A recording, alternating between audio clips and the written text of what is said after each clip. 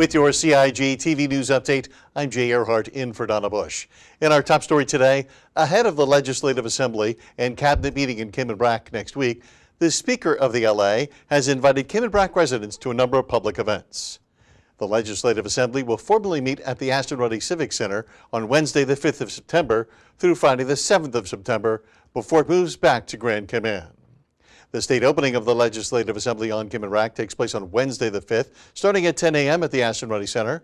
The Speaker will host a reception later that night at 6:30 p.m. at Spellman McLaughlin's house in the Creek, Cayman Brac. This event will honor past and present parliamentarians for service rendered to the islands, particularly Cayman Brac. Refreshments will be served.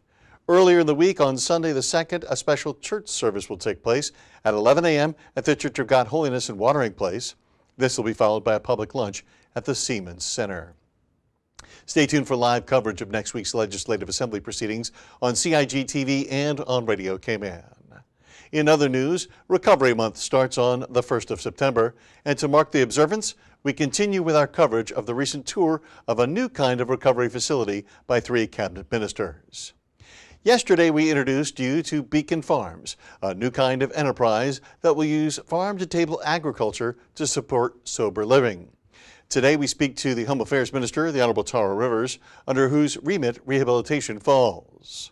It really is heartening to see the Beacon Farms, the concept that was presented to the government a while ago actually now come to fruition, seeing the kind of public-private partnership of the foundation and the private donors working closely with government to try to bring forward a program such as this, a commercial farm which is aimed to actually produce quality produce that will benefit the local community, but also provide employment opportunities, key employment opportunities for those who are recovering or in the stage of recovering addicts and have gone through the system. And so this is a critical next step of the kind of assisted living halfway house to actually now going back into society, but in a way that there is an opportunity to actually be meaningful and productive members of society by actually having employment opportunities such as this.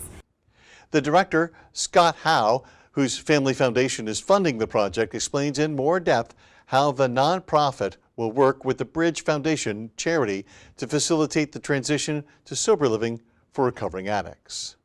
My family foundation has been working with the Bridge Foundation, a local Cayman charity, for a number of years. And the Bridge Foundation specializes in transitional supportive housing for folks who are recovering from drug and alcohol issues. And because I myself am in recovery for almost 10 years now, I know what it's like to have limited resources and not a whole lot of areas to get a job or further education or basically get back into society.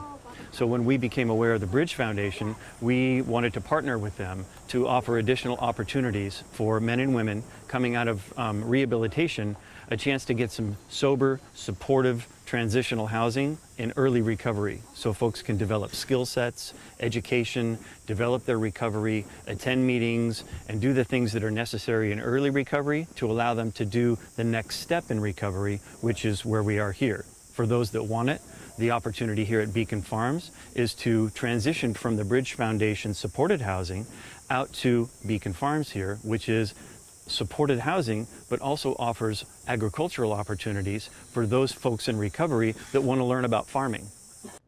We will share our final story from the Beacon Farms on Monday.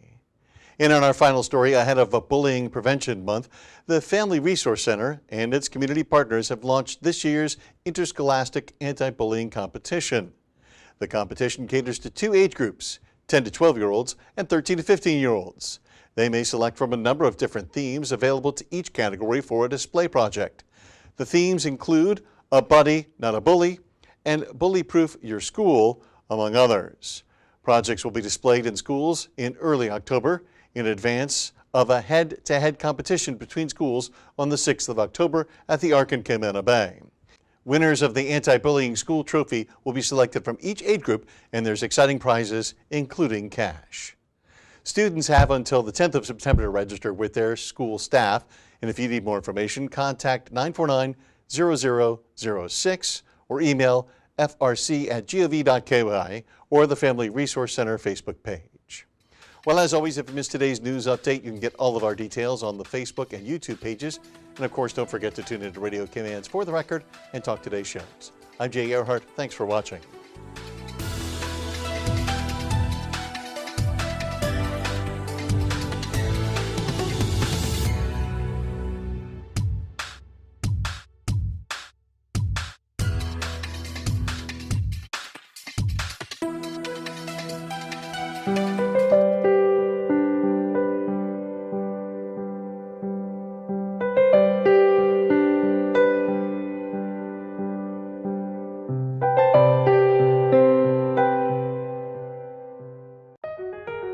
Did you know that planning permission is required for a shed?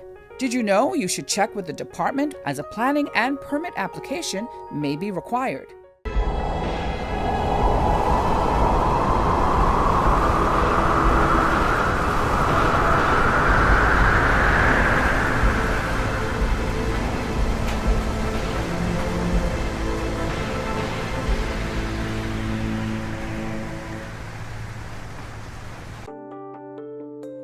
Did you know planning permission is required to clear land by mechanical means? You should check with the department as a planning and permit application may be required. Boating, fishing, and water sports in the Cayman Islands are great, but keep a cool head. Here are 7 tips for fun and safe sea outings. Number 1. Use a checklist to plan your outing. Check the weather forecast, make a float plan, and share it with someone who is remaining on land, stating where you're going, with whom, and when you're expected to return. Visit your nearest marine supply store to get your safety gear. This includes signaling mirrors, whistles, and a flare kit.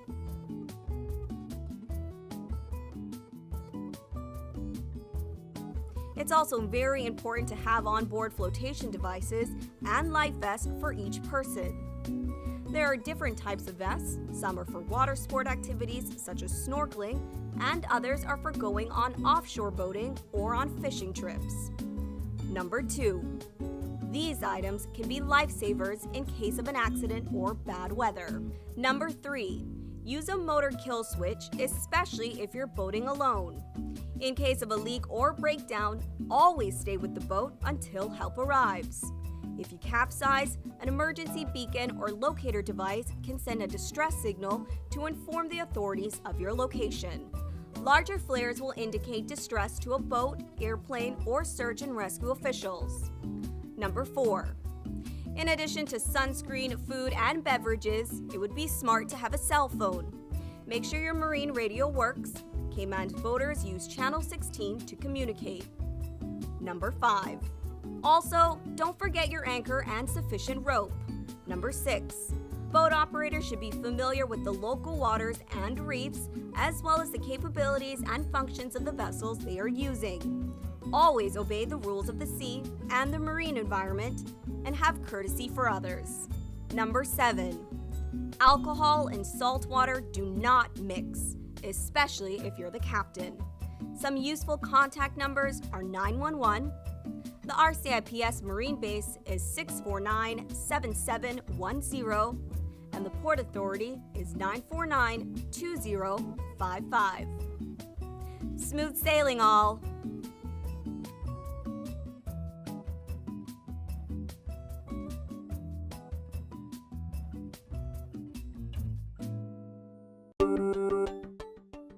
Did you know that planning permission is required for an addition, alteration, or any material change to your house?